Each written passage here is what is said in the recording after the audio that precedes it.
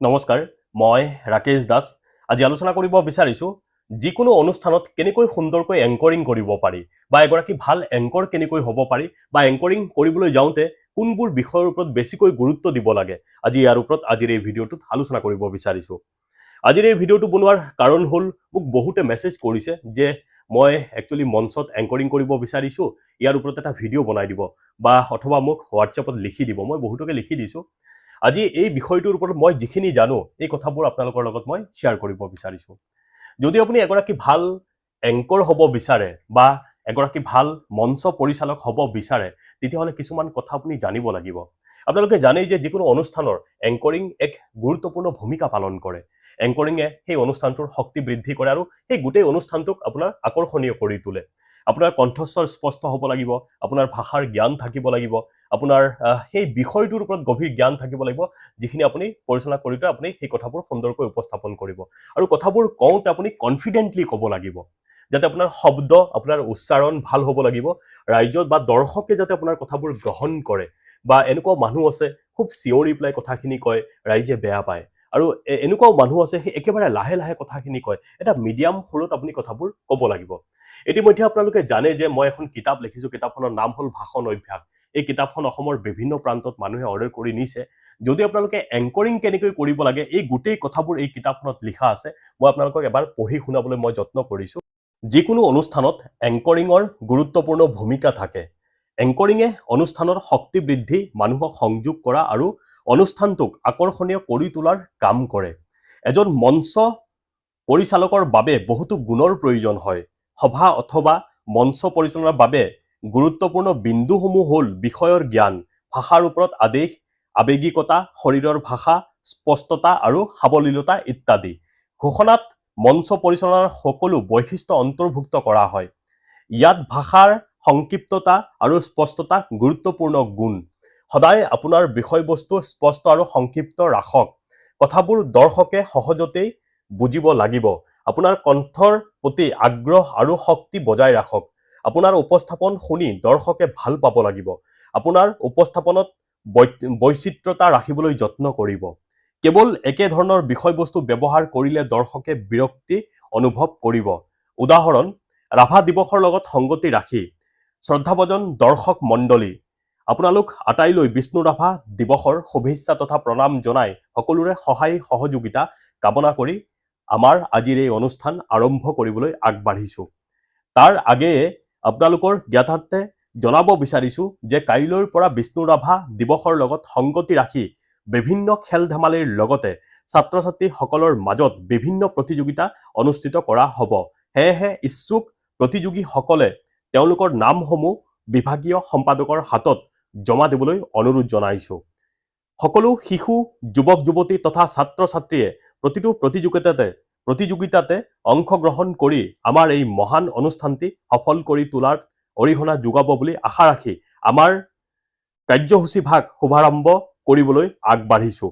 আমাৰ আজিৰ এই অনুষ্ঠানটি শুভাৰম্ভ কৰিবলৈ আমন্ত্ৰণ কৰি আনিছোঁ আমাৰ সকলোৰে পৰিচিত শ্ৰদ্ধাৰ মাননীয় শ্ৰীযুত অমুক মহোদয়ক। তেওঁক মঞ্চলৈ আগবঢ়াই আনিব কলাগুৰু বিষ্ণু ৰাভা দিৱস উদযাপন সমিতিৰ সম্পাদক শ্ৰী অমুক দেৱে। এয়া মঞ্চত আমাৰ অতি আদৰৰ শ্ৰদ্ধাৰ অমুক দেৱ। তেখেতক এখনি ফুলাম গামোচা আৰু সৰুদয়া জাপিৰে সম্ভাষণ জনাব বিষ্ণু ৰাভা দিৱস উদযাপন সমিতিৰ সভাপতি শ্ৰদ্ধাৰ অমুক দেৱে। এনেকৈ কথাবোৰ আপুনি প্ৰয়াস কৰিব। আৰু ইয়াতে লিখা আছে, আপোনালোকে যদি সুন্দৰকৈ এংকৰিং কৰিব বিচাৰে বা যিকোনো সভা সমিতিত আপুনি সুন্দৰকৈ নিজৰ কথাবোৰ প্ৰকাশ কৰিব বিচাৰে, সভা সমিতিত কেনেকৈ সভা এখন আৰম্ভণি কৰিব, কেনেকৈ যিকোনো ধৰ্মীয় অনুষ্ঠানত কেনেকৈ কথা ক'ব, যিকোনো মুকলি সভাত কেনেকৈ আপোনাৰ কথাবোৰ আপুনি উপস্থাপন কৰিব, যিহেতু বিহু মঞ্চ এতিয়া যিকোনো আপোনাৰ ৰঙালী বিহুৰ যিকোনো মঞ্চত আপুনি কেনেকৈ মনৰ কথাবোৰ প্ৰকাশ কৰিব, এই গোটেই কথাবোৰ এই কিতাপখনত লিখা আছে। আপুনি যদি এই কিতাপখন নি পেলাই পঢ়ে, আশা কৰোঁ আপুনি যিকোনো মঞ্চত এংকৰিং কৰিব পাৰিব, যিকোনো মঞ্চত সুন্দৰকৈ আপোনাৰ মনৰ কথাবোৰ প্ৰকাশ কৰিব পাৰিব, ভাষণ দিব পাৰিব। ইতিমধ্যে অসমৰ বিভিন্ন প্ৰান্তত মোৰ কিতাপ গৈছে, তেখেতসকলে পঢ়ি পেলাই ভাল পাইছে, ফিডবেক দিছে। মই ভিডিঅ'বোৰ শ্বেয়াৰ কৰি দিছোঁ, সম্পূৰ্ণৰূপে চাওক ভিডিঅ'টো, আপোনালোকে গোটেইবোৰ কথা জানিবলৈ সক্ষম হ'ব। যদি কিতাপখন লাগে মোৰ যোগাযোগ নাম্বাৰ মই স্ক্ৰীনত দি দিছোঁ। মোৰ নাম্বাৰ হৈছে 872323909238। আকৌ কৈছোঁ 8723909238। এই নম্বৰত যোগাযোগ কৰিলে কিতাপখন আপোনাৰ ঘৰলৈকে মই পঠিয়াই দিয়াৰ ব্যৱস্থা কৰি দিম। ধন্যবাদ। নমস্কাৰ, মই দীপাংকৰ বৰুৱা ডিব্ৰুগড়ৰ পৰা কৈ আছোঁ। আৰু মোৰ হাতত এখন কিতাপ আছে। কিতাপখনৰ নাম হৈছে ভাষণ অভ্যাস, আৰু ককাইদেউজনে লিখিছে, ৰাকেশ দাস ককাইদেউজনে কিতাপখন লিখিছে। আৰু এই কিতাপখন পঢ়ি মই বহুত ভাল পাইছোঁ। আৰু এই কিতাপখনৰ কথা ক'ব গ'লে ৰাজনৈতিক আৰু সামাজিক আৰু লগতে নৱপ্ৰজন্মৰ ল'ৰাৰ কাৰণে এই কিতাপখন উপযোগী। এইটো কাৰণে মই ভাল কৈছোঁ যিহেতু এই কিতাপখনত ভাষণৰ ওপৰত কিতাপখন লিখা হৈছে। যিহেতু আজিকালি মানে ভাষণ দিবলৈ হয়তো কিছুমান ব্যক্তি বা মানুহৰ কম বুলি ক'লেও ভয় ভাৱ এটা থাকে, ভয় লাগে। কিন্তু এই কিতাপখন পঢ়াৰ পাছত মানে সেই ভয় ভাৱটো মানুহৰ নাইকিয়া হৈ যাব। এই মৰমৰ ককাইদেউজনে বৰ ধুনীয়াকৈ এখন কিতাপখন লিখিছে, ৰাকেশ দাস ককাইদেউ। আৰু যদি আপোনালোকক এই কিতাপখন যদি আপোনালোকক লাগে তেনেহ'লে মই ওপৰত স্ক্ৰীণত নাম্বাৰটো দিছোঁ। সেই নাম্বাৰটোত আপোনালোকে কল কৰি এই কিতাপখন আপোনালোকে সংগ্ৰহ কৰিব পাৰিব। ধন্যবাদ। নমস্কাৰ, মই পনাকন দাস গুৱাহাটীৰ পৰা কৈছোঁ। মই ভাষণ অভ্যাস নামৰ কিতাপখনৰ স্বত্বাধিকাৰ শ্ৰী ৰাকেশ দাসলৈ মই আন্তৰিক শুভেচ্ছা অভিনন্দন জনালোঁ। ভাষণ অভ্যাস নামৰ কিতাপখনে আমাৰ উঠি অহা যুৱচামক এটা অনুপ্ৰাণিত কৰিব বুলি মই দৃঢ় বিশ্বাস কৰোঁ। কাৰণ এই কিতাপখনৰ পৰা বহুতে জ্ঞান লাভ কৰিব পাৰিব। সভাই সমিতিয়ে কেনেদৰে ভাষণ দিব লাগে তাত তন্ন কৰি কথাবোৰ লিপিবদ্ধ কৰা আছে। নমস্কাৰ, মই নিশা ডেকাই নাওকটাৰ পৰা কৈছোঁ। এইকেইদিনতে মই এখন নতুন কিতাপৰ লগত চিনাকি হ'লোঁ। কিতাপখনৰ নাম হৈছে ভাষণ অভ্যাস। এই কিতাপখনৰ অধ্যয়নে মোক বহুতো নজনা কথা শিকালে। আচলতে সভা এখন চলাই নিবলৈ বা সভা এখনত উপস্থিত মানুহখিনিক সম্বোধন কৰি তাৰ বিষয়বস্তুবোৰ ভালকৈ উপস্থাপন কৰিবলৈ যিখিনি আমাক জ্ঞানৰ দৰকাৰ, এই জ্ঞানখিনি আমি এই কিতাপখনৰ জৰিয়তে পাব পাৰোঁ। আমি বা আমাৰ নতুন প্ৰজন্মই এই কিতাপখনৰ দ্বাৰা যথেষ্ট লাভান্বিত হ'ব বুলি মই আশাবাদী। হয়, নমস্কাৰ, মোৰ নাম মুকুট আহমেদ। মই এই ভাষণ কিতাপখন মই পঢ়ি মই যথেষ্ট উপকৃত হৈছোঁ। আৰু মই আগত মানে ভাষণ দিয়াত মানে অসুবিধা পাই আছিলোঁ। এইখন পঢ়াৰ পিছত মই মানে ধুনীয়াকৈ এতিয়া সভা সমিতিত ভাষণ দিব পৰা অৱস্থাত তেতিয়া ভাল লাগে। আৰু মোৰ মানে এইখন পঢ়াৰ পিছত মোৰ কনফিডেঞ্চটো আহিছে আৰু ভাষণ দিয়াৰ।